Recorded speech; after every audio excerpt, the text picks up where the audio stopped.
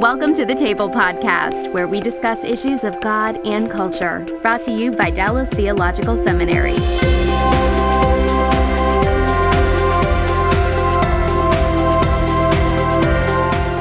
Welcome to the Table. We discuss issues of God and culture. I'm Darrell Bock, Executive Director for Cultural Engagement at the Hendrick Center at Dallas Theological Seminary. And we are in our world religions discussion, and our expert today is Dr. Timothy Tennent, who is president of Asbury Seminary, and you must teach in a department there as well. Is that right? I do. I'm a professor of world Christianity in the E. Stanley Jones School of World Missions there as well. Okay. I teach one class a semester. Yeah, we know how. You know how that is. I know how that works. Yeah, so welcome to our gig, right? And we're going to discuss engaging religions, engaging different religions, and talk about how to do this well. It's a theme of the series that we've had as we've gone kind of one world religion at a time. But Timothy is here talking on campus today on a conference that is about world religions, and he's our keynote speaker. So we thought we'd bring him in and let him interact and help us think through this as well. So first question is, how did you get into this gig? I mean, you know, what caused you to focus on world religions as part of your life's work? It was a number of things. Number one, Darrell, I grew up in a Jewish community in Atlanta, Georgia, and I was the only Gentile in my community. So I grew up being looked at as a religious other, you know, in my whole upbringing. So it always fascinated me.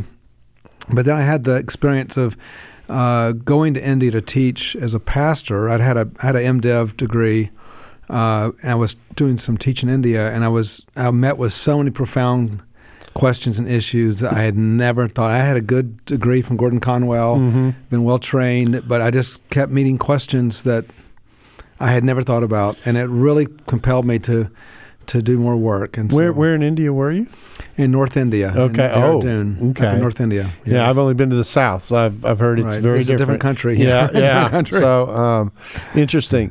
You know, it strikes me, and we've talked about this, that this is a hole somewhat in seminary curricula just because of everything else the seminary is trying to do oftentimes. And yet it's become more important not only is the world more tightly connected, but even our own country has become more diverse. And so the likelihood of people, in fact, it's the premise of our entire series, is the likelihood of your having neighbors whose religious background is very different than anything you're familiar with has become much more common.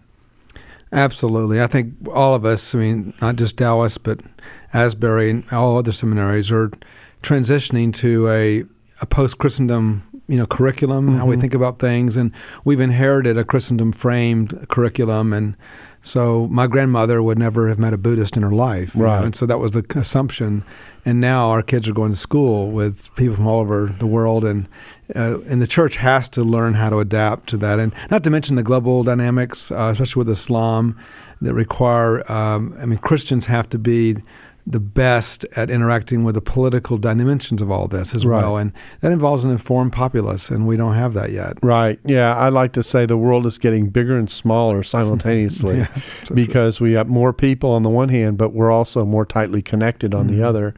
And so you can't, and this is true of our children. I actually think one of the things that we're seeing in the difference between the older generation and the younger generation is a generation that has grown up with this global reality as a part of their lives in a way that was only in a distant way, I think, true for at least my generation. I won't necessarily lump you in together with me, but and I think that's important to realize. And it's not only geographic proximity, which we, I think was an assumption of your point, but it's also the social networks. Right. Facebook, there are more Indians on Facebook than Americans, for example. And the global connection between people that are through social media is dramatic. It is dramatic, and it creates new alliances, new coalitions, new conversation pieces, and those are connections that our previous generation couldn't have even imagined. Yeah, and I have in mind just the nature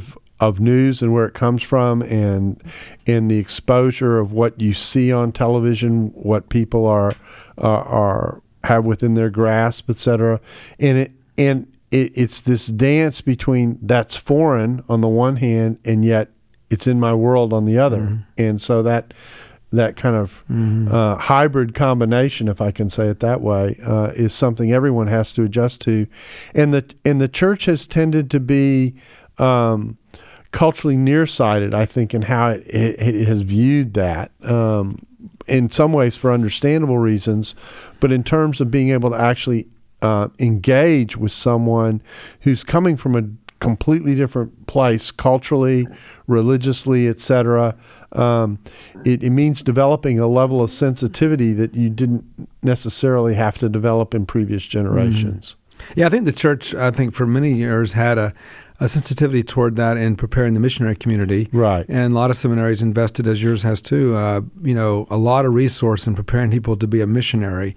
But they never really thought about their main crop of MDiv students, for example, going out as pastors in Dallas. Right. All over the country. But that's a missiological challenge. Right. And therefore it requires the same kind of skills, new language, new cultural learning that you learn.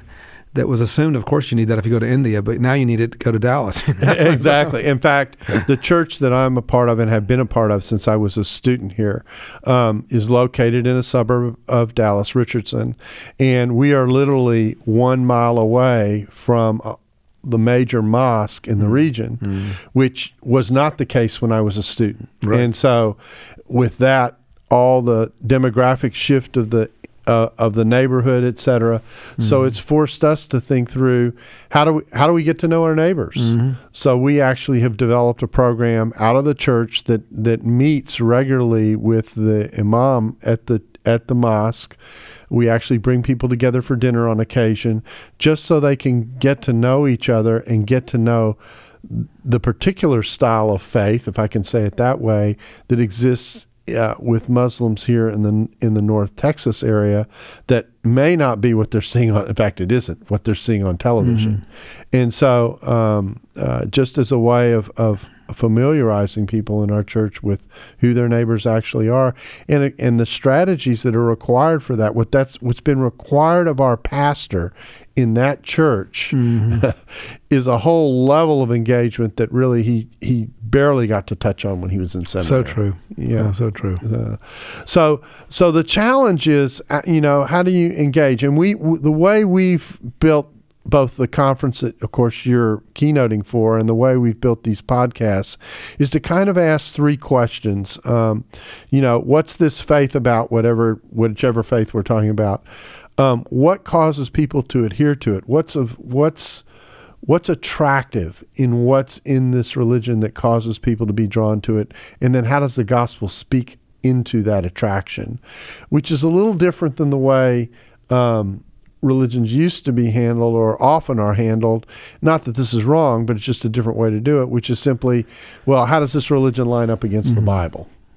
So tell us some of the things that you're trying to highlight for people as they think about engaging in this new environment. Well, yeah, I think theologically we acknowledge that we're all one in Adam. There's a common humanity in Adam, and we're fallen creatures in the whole human race, and that creates actually a certain commonality in how religions are dealing with, and they may deal with differently or wrongly, but they're still trying to respond to some basic core human issues. So there's a lot of religious things that we try to connect with. But there's also cultural things. I mean, if you show up at the city hall, for example, to complain about pornographic distribution in your local stores, you're dismissed as a religious fanatic. But if you show up there as a Christian pastor with a Muslim imam with you who have the same concerns, they will receive you because they can't imagine a pastor and a imam coming together about anything. And so it becomes almost newsworthy. It would actually be reported in the news if you did it, because it's like, well, that's a newsworthy thing because people are hungry for people to get along, in today's context. So I think that, we're exploring in today's conference some avenues, for example, in true Pure Land Buddhism, where they have a deep sense of that their only hope of salvation is through grace and through faith.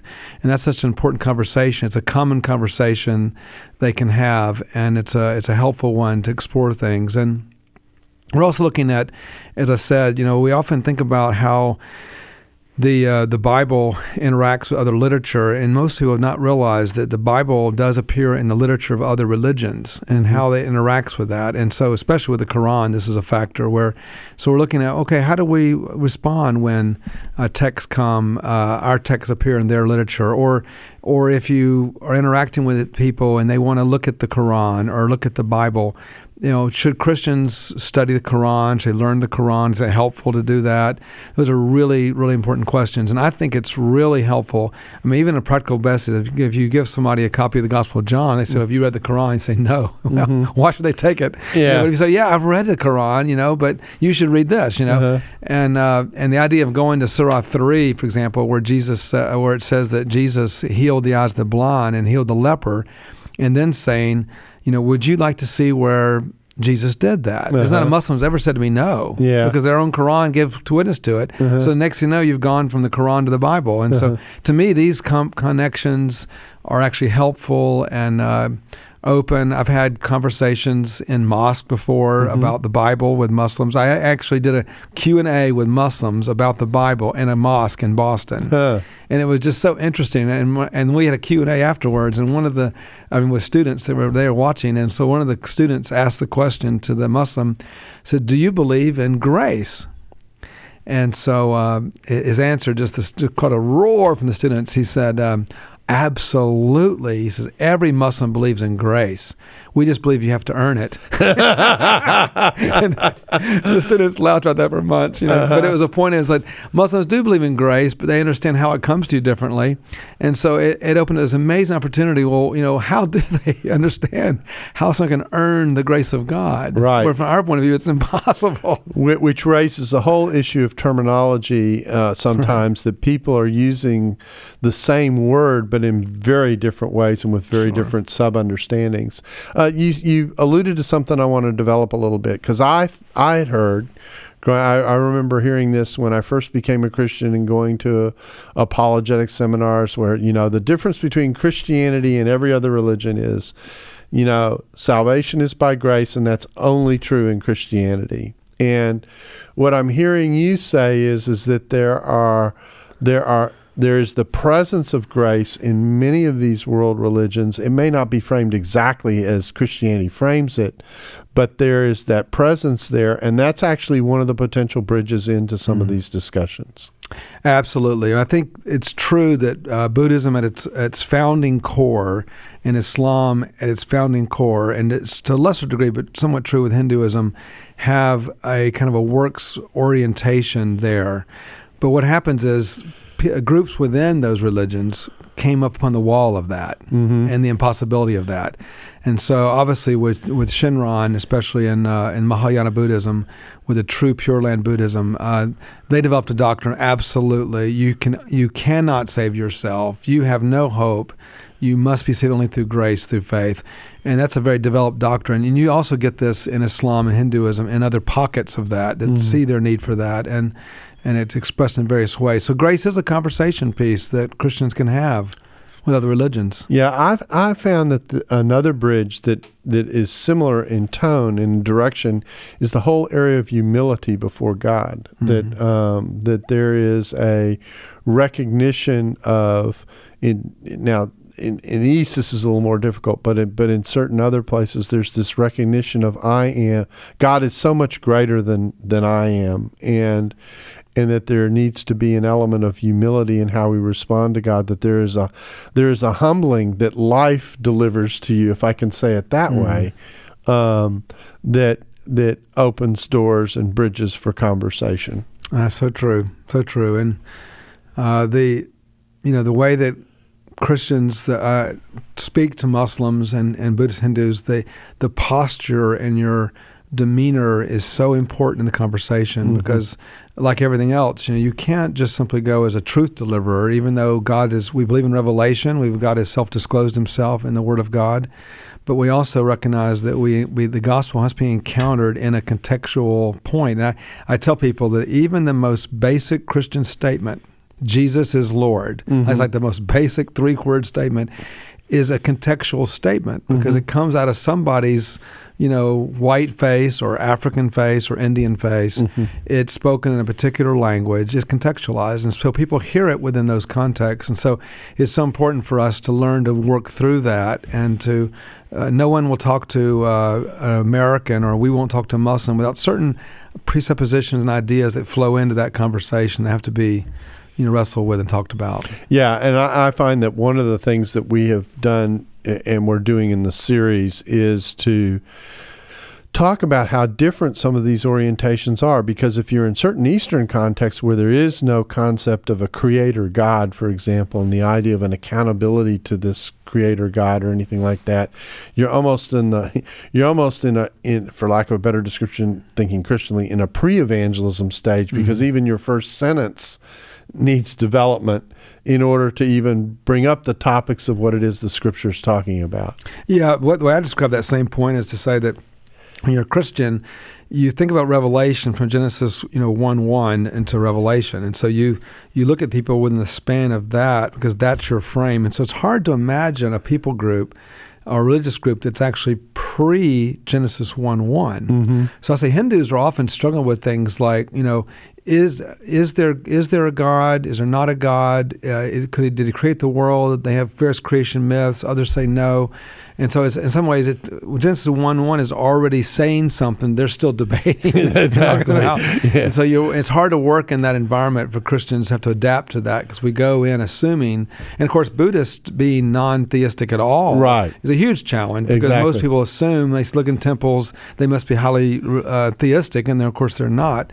And so those are big things. With Islam, you have more parallels in some ways because the Abrahamic common core there. But with Hindus and Buddhists, you definitely have to realize you're in a different, conceptual universe, and their problems are different. We did this thing where I did a survey of Hindu leaders in different villages over a 2-year period and asked them their own questions and perceptions of Christianity. And they will publish this little book, Your Questions, Our Answers. And what was amazing was that we were shocked by the perceptions they had about Christianity that we didn't think they would have. And the real troubling thing was that the top questions that were asked hundreds of times in villages across India were not actually addressed in our curriculum in North India. We had transported a Western curriculum, and we did a pretty good job, learning Bible, theology, church history, but we weren't actually addressing the questions that the average Hindu had. So it shows that that's a big part of where we have to go is learning to think about education and ministry from the perspective of the unbeliever rather than from the perspective of the believer where we already have our conversation going on. And so that jump to look at the world and look at the gospel from another perspective and then address those questions is a really great missiological challenge that I think all seminaries are wrestling with. And puts a huge challenge on how we listen to people in order to get... my first rule of engagement is, first thing you need to do is to get a spiritual GPS on someone and just sit and listen. Let them tell their story. Turn off your heresy meter. Just sit and listen and hear where they're coming from, what drives them, what their spiritual interests are, where their spiritual resources are found, all those kinds of core questions. So you just get a map about where they're coming from, and then that is through those things you begin to figure out where are the bridges where we can begin to have a real conversation. Because I think a lot of times we go in ready to tell. In fact, when someone's telling us their story, our brain is going, all right, what's the response to that? Where's the retort to that? Right. Right. And in the process, we've actually shut off not just engaging with the person, we've shut off getting to know the person and cut ourselves off from what really could be a mutually enriching conversation. And I see that as one of the great challenges of even how we teach our students about tone and about engagement. And I think in my experience with Hindus already have a predisposition to be that way in talking to you. It's less than other groups, so we can learn from that. I also think it's important to have the the honesty about where we have both common ground and boundaries. And I think sometimes Christians think that the only purpose of the dialogue is to discover common ground. And of course, that's really is important. But it's also important to have the honest admission that Christianity really is different on really key points. I mean, one of the famous lines in the with the early followers of Islam is when they went across to the Abyssinia, and the person drew a line in the sand and said, the difference between your religion and ours, Christianity and Islam, is no wider than this line in the sand. And so that was quoted to me by a Muslim in a dialogue one time out in Portland, Oregon. And he said to me, this was the exact words, he said, I really think there's not that much difference between Christianity and Islam. There's just so much we agree with. If you would just give up the deity of Christ and the Trinity, we could get along fine. Yeah, right. That's the whole point. Yeah. There are some real differences. Yeah. And it's okay to talk about that and say, these are real deep differences, even though there are a number of things where we really do have common ground on. Yeah, when you're talking about Islam, it's that, and then on the other ground, again, thinking about it where a Muslim might be coming from, the whole emphasis on submission on the one hand versus the emphasis on covenantal grace and the building of character and of relationship and covenants. That dimension is that's a way of God relating to us and us relating to God that is not very prevalent and prominent in Islam, and yet it's central. It's central to the way Christianity views interaction. Right. And so, but those conversations can be engaged in as conversations. Not necessarily debates. It isn't the challenge will be there. It'll be there, but there'll be conversations. I like I like the way Paul handles himself in Acts 17. I actually preach this passage on a regular basis and say, what do you do with an audience that doesn't know Genesis from Malachi? They know squat about the Bible. That's right. Where do you start with someone like that? Well, he started with the Creator God and the accountability that they have the Creator God. In the Greco-Roman world, the world of spirits and the idea that spirits were around that you had to negotiate with was a given. 150 of your days in your year were religious holidays. And I tell people we ought to adopt that calendar. A day off every 3 days would be a nice thing, But so they had a starting point. But then he goes around and he says things to them that what I call giving people pause. Have you thought about this? If you're gonna box God in and think that he's this size and he's manageable and controllable and imageable, if I can coin a word, and in spots he's saying, have you thought about it this way? He's challenging them, but he's challenging them by thinking about where they are starting from, and in that process is opening up a future conversation, which I suspect he probably had in the marketplace where he worked on a regular basis with those he was rubbing shoulders with. That's so true. And that really brings up, from that case, and also with Cornelius, I think you find what I often call a double conversion, where Cornelius is down there, you have the conversion of Cornelius' household, but Peter is also converted in another kind of way, right, in that experience, because his own view of God was enlarged in many ways. And so I think we talked about the two categories of, us understanding them more and them understanding us more.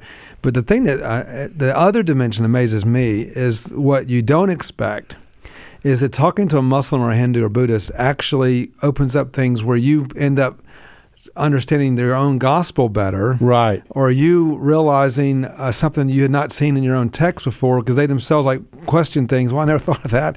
Or there are just so many things that have helped me grow as a Christian because of my interaction with my friends from other religions. It's amazing. You were introducing a thought that actually explains why we're doing this series. Okay.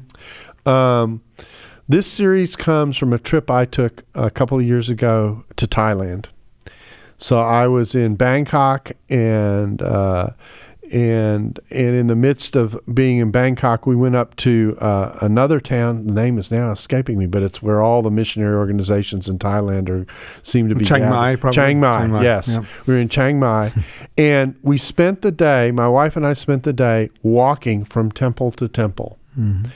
And I found myself, because you're so immersed in a context that's so different than your own, I found myself watching people walk in and perform whatever religious rites they were performing. Of course, I had no context, so I had no, what is this about? I wonder what they're thinking. Just going through the process of trying to understand and identify with what was going on. And I realized in the midst of that experience that I knew so little about the religious faith that this person was connected to, et cetera, and that my training had given me very little background for it, and even less an understanding about what the human dimension of that worship meant and could mean.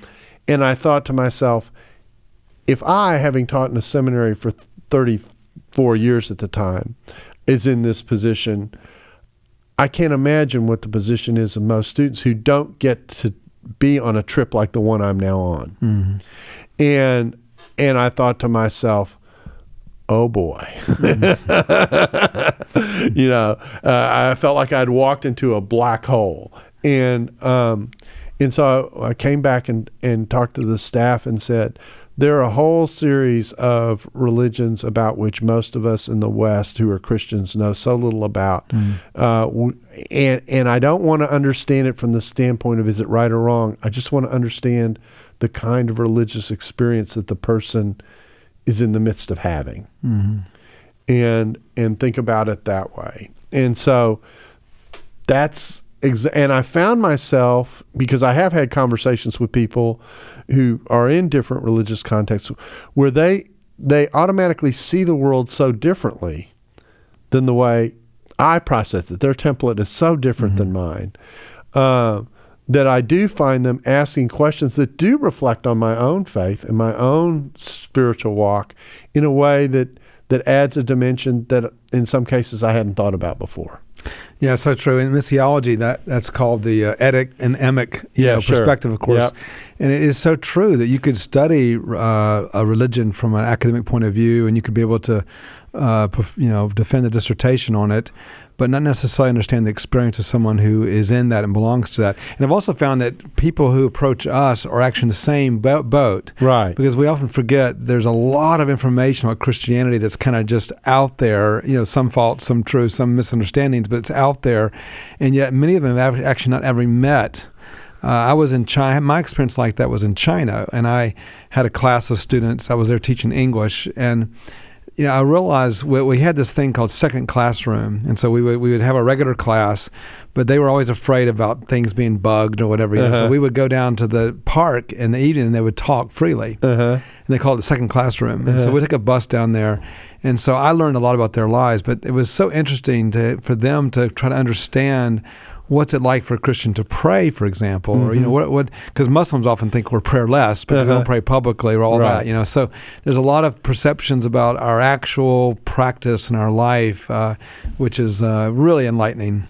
Well, I'm going to have a Sesame Street moment here. Define the two terms that we're talking about, because most people won't know what that means. Right. It just means the etic, the inside perspective, and the emic, the outside perspective. Mm-hmm. So one is about the experience of somebody religiously that is a practitioner, and one is those on the outside observing it. And so C.S. Lewis makes the point about how, an anthropologist could actually identify a particular rain dance. So that's category B, in a certain chart, of different kinds of rain dances in a place like, Malawi. But he has no idea what the person who is doing the dance is experiencing. Right. And so that whole, Paul Hebert and others, of course, have popularized the idea of who have brought anthropological insights into Christian discourse. And so and this is actually an important part of this conversation, because you're trying to help people. You can't do this in entirety. There's no way to do it without actually being in this faith, this other faith. But you're trying to get people to think about the difference between looking at it from the outside versus thinking about what the experience is and the coherence that it attempts to have, those kinds of things as you're engaging in it, which then builds your ability to interact with what it is someone else is experiencing, whose experience is very different than your own. That's true. So true. Yeah.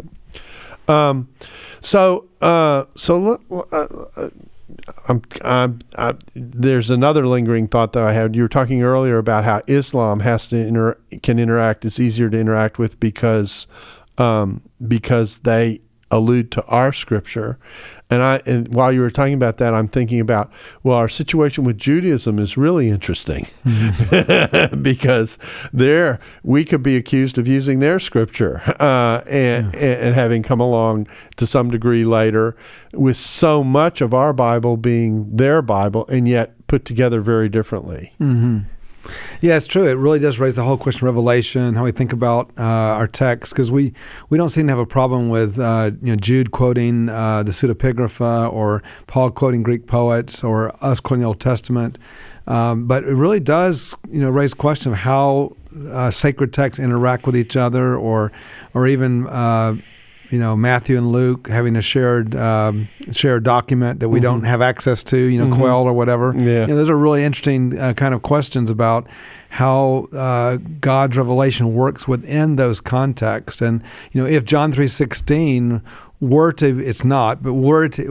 to be quoted in somebody else's sacred text, does it lose? In what way does it relate to those texts? So I often say that inspiration. We often understand inspiration, authority, and revelation, canonicity as like a separate conversation or separate study in theology. And when you actually look at it in the context of real ministry, it's connected to Christology, it's connected to soteriology, it's connected to ecclesiology. Connected to everything. It's connected to everything, right? Yeah. And so therefore, we can't talk about, like the fact that the Quran says, "Thou shalt not covet." All right, that can't be taken in the same way without the context of all that it's connected to, or that even that Jesus healed the blind man. And so I think part of what's done for me is helped me to understand how Christianity can't be cut into little pieces in the way that we often do it. It actually is a great, massive, meta-narrative with many parts to it, and it comes with that full force. It's an integrated whole. It's an integrated whole. Yeah. And if you don't understand how the pieces relate to each other, and the other religions that are coming at us to some degree as integrated wholes. Although I think it's important to understand, this is one of the things that I think our doing this series has shown, is you can talk about Buddhism, but then the next question is which Buddhism, or you can talk about Islam, and the next question is which Islam, and so just like you can talk about Christianity, thinking about it popularly, and you think about, well, what kind of Christianity are we talking about, and so yet another reason to sit and engage the person, because you may have an impression about what Islam is that may or may not actually match up with the way this person practices their expression of Islam. You mix that in with all the folk elements in religions around the world, and man, does that puzzle get messy. That's so true. It's so true. And I think historically, especially with Hinduism and Buddhism, but with Hinduism, you have a lot of, regional religions that over time get reified and actually get placed onto a philosophical foundation that itself happened over time. And so many times the experience of a Hindu, at least this is my experience in North India, the average Hindu who is in one of those subcategories that you just mentioned, they actually may not be aware of how where they fit. How they fit. Yeah. And so I don't think a person that's doing the Nembutsu, talking about Buddha, in China, may actually not realize that they're part of this Mahayana stream, and there's also the Theravada stream, and there's any more than like a person that necessarily is a Baptist understands how that fits into the whole, Eastern Orthodoxy. They may not even know of the Oriental Orthodox Church or the Assyrian Orthodox Church or Roman Catholic, whatever. They're just they're a Baptist. Or they're doing their thing. They're doing their thing. Yeah, it's true all over the world. Yeah. But that makes it a challenge because for the person seeking to engage, because they may have a book knowledge of what's going on. In fact, I found myself doing this in the midst of these interviews on individual religions. We have someone in who's an expert, say, on Buddhism or Shintoism. This is actually where this happened, where I'm going through and I'm talking about, what I've had no exposure to Shintoism at any point in my life. And so I'm going through what the books have told me about Shintoism, et cetera, and I'm listening to someone who lived in Japan for a very long time say, well, that may be what the books say, but let me tell you what I experienced living in Japan with the people that I was neighbors who had Shinto connections, and so there's this reconnection that almost needs to happen between what you hear about a faith and the actual engagement of dealing with a person who has a particular expression of that faith. Mm-hmm. That's true. And all religions have the dimension of a philosophical or structural kind of conceptuality to it, and then there's the folk practice of it. And I think we all recognize that in our own faith, but certainly that is universally true, absolutely. So all of this is to say that the importance of listening and building that relationship and engaging in a way in which you are really trying to get a sense. You're doing two locations at once. You're trying to get a sense of where this person's coming from spiritually, but you're also trying to understand yourself in relationship to that person and where you are spiritually equipped or not equipped to address what it is that they're talking about. So true. So true.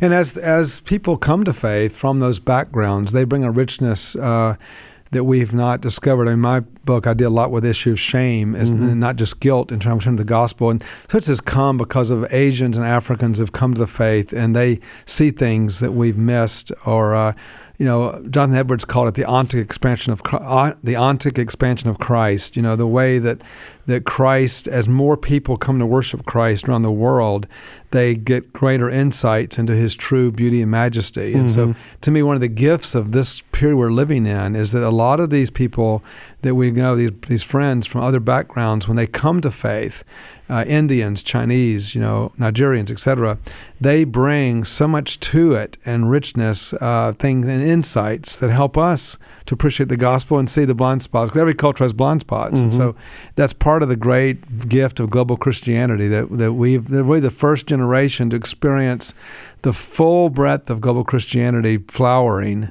and the benefits for the church are enormous. Well, let me. This shifts my attention a little bit to the kind of this question, which is, and I'm gonna overgeneralize, but it will be for the sake of illustration. Sometimes the idea is, well, Christians have received special revelation. We have the truth. And say that with capital T, both cases, the and truth. And so the impression is that everything that goes on out there is somehow false. And it seems to me it's a little more complicated than that. Right, that's right. And that really comes down to your view of Revelation and whether or not, how we understand how God's word goes out into the world. In terms of in Scripture revelation, of course, that's true, but God has not left out a witness in all kinds of contexts, and whether it's called general revelation or prevenient grace, however you describe it, in many ways which God shows himself. And so Paul, of course, talks about, the nature and human conscience, internal, external witnesses. That obviously has effect religiously in the world. And so I believe that we don't have to say that we have to view everything as a zone of darkness outside of the Scripture and Revelation. Because I think part of my understanding of the gospel is that we read the gospel in the presence of the risen Christ, and therefore as the risen Christ, he is leading us to, understand, listen to his work and how he goes before us and wherever we go. So I never believe I show up in India alone. And I think that's probably what helped me to work in North India, difficult world. I walked into a village. They may not have never heard the gospel. I never believed I was the first one there because Christ always beats me there. He's always there first, and he's enlightening and showing us the way. And so in that sense, I think that we can learn and see God's work preparing us for the gospel. And it goes back to Clement. I mean, Clement's the one that first made what's now said all the time, all truth is God's truth wherever it may be found. That's a patristic statement. Not all patristics agree with that, as you know. There was a definite reaction against that statement. But Justin Martyr, his doctrine of Logos Spermatikos, the seed of the word, in his apologies, it shows that from the very beginning, the church was asking that question. You know, could you requisition, like John does, the word logos from Middle Platonism, requisition for the gospel? Is that a one-off, or is that prescriptive for us? Is it just descriptive of what happens there only? You know, those are all rich conversation pieces that have been going on for a long time. And I think we think sometimes that we just started this conversation last Tuesday. Right. But actually, the church has been talking about these things for gospel and culture for centuries. It's only a Christendom world that forgets the conversations. Right. And I think what's happened is, in part, is because, if I can say it this way, the West lived in such a tight Judeo-Christian net for a long time that it basically was spending all its time talking to itself. Right. Now what's happened, of course, is that net is mostly gone, or there are leaks and holes in it if it's not gone entirely. And there are other conversations that are happening, and you find yourself, can Paul, again, I'm back to Acts 17, Paul comes to a key point in his speech, and rather than citing a biblical verse, which he never does in that speech anywhere directly, although it's loaded with biblical theology, he cites a Greek poet to make his point. And I challenged our students, I said, how many points in the engagement that you have could you cite an idea out of the culture that would be biblically accurate, but would make the point you're trying to make biblically? I know. And sometimes that can be done in comparison or in contrast. And I think we don't push our students enough to think through that kind of a question that way. If you think about the powerful literature that we deal with, or the powerful movies that grab our culture, and you ask yourself, what is it that makes this attractive? Why does this movie resonate with so many people? Is there something at work here in terms of a value or something that we can talk about from a Christian point of view that will help open up a conversation with someone who otherwise might not darken the door of a church? I think those are questions worth probing for us and for our students. Absolutely. And I think in light of Billy Graham's passing, I think it's important to think about how he exegeted what in his day was a massive theological point of how the gospel is mediated to people through media. And for him to requisition the television, the radio, the way he did was fundamental change in how the gospel had been passed on for centuries. But he understood that was cultural exegesis in his case. In the same way, we are facing a challenge to do good cultural exegesis. And how does our culture transmit information? How do they transmit values? How do they transmit relational dynamics? And all those things are really huge. And Christians have often not listened well in that way. And that can be highbrow or very simple. I tell my students, I say, if you want to know what a culture is about, take a look at the commercials. Ask yourself, why is this, whatever it is that's being sold or marketed, why is it being pitched in the way it's being pitched? What's at work here? And that usually is a pretty good clue as to what's going on in the society, and what someone that value, particularly with the way many commercials now are built. The product is almost an afterthought at the very end of a commercial. There's a feeling that's being built around the product that is driving, and that's sending all kinds of simultaneous messages that are built almost to address you without you having to engage your mind. Yeah, so true. I had a pastor that I've known for years. He's now in his 90s, but he pastored the same church for his entire ministry. And the first 15 years of his ministry, the church just grew and exploded. It was amazing because he was a thinker, and he was great at doing apologetics, etc. But then the last 15 years of ministry, the church went through significant decline. And he, being the same pastor, vibrant person, loved the Lord, loved the scriptures, he reflected a lot, why did this happen to my church? And he said to me one time, he said, I grew up and I pastored an I think church. And at one point, it went to an I Feel church, and I didn't know how to negotiate the change because he was so used to, like, Josh McDowell, like, I'm going to give you the 5 reasons why you should believe the gospel. And at one point, he realized that, the famous statement about, evidence demands a verdict. He says, my first 15 years, when I gave him the evidence and said, this demands a verdict, they're like, you're right. They came to faith in big numbers. And he finally realized, woke up one morning and realized, I gave him the evidence, but to them, it didn't demand a verdict. Yeah. And he said, I never really knew what to do with that. And so that shows you, and I think also it helps us see that we as leaders that are training the next generation, we train people out of our experience and our background, and they're 25 years old. They're going to be ministering 25 years from now. Right. And so we can't even imagine what they're going to face. That's one of the challenges in this whole enterprise, because we're equipping people for a world that we do not yet know. Right. And yet we see messages of it. This is actually parallel to a conversation I have quite often when I talk about this, and I say my generation is used to having an outline point in which you have an argument and then you have the, very logically move through it. I said, but my kids have experienced the processing of information more through a web page than through reading through an argument. Who goes through a web page and starts at the top, clicks the top thing, and then goes through the web page in order? No one does. No one does. It's not built that way. It doesn't function that way. It doesn't process them. It's free floating. And I said, I've had to wrestle with thinking about how do I communicate to people who process information on the basis of association, if I can say it that way, rather than on the basis of a strict logical sequence. Absolutely. And so, and I think engaging in religion is a little different. I mean, you're actually trying to read the map of someone who connects, who makes connections completely differently than you do. And in some cases, some terms mean something completely different than what you're used to. And you're in a process initially of discovery.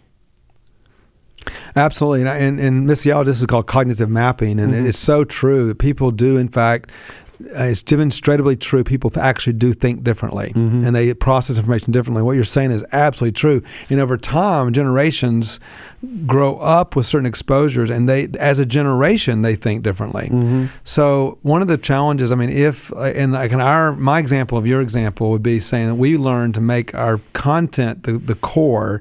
And the illustration was like, putting a smiley face. And that was like, to warm it up or whatever. It was the sidebar. Right. Yeah. And in India, often the metaphor is always the core. All right. And then around that, you put your content. Right.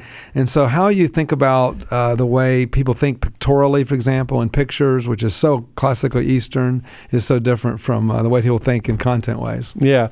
Well, this has been fascinating. And this whole last 2 minutes is its own conversation in many ways. But I think what we've tried to illustrate is when you engage in religion, the more you can listen and converse, the better off you're going to be in engaging other people. Yes. Amen. Yeah.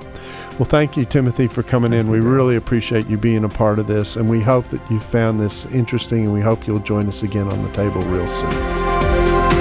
Thanks for listening to the Table Podcast. For more podcasts like this one, visit dts.edu/the table. Dallas Theological Seminary. Teach truth, love well.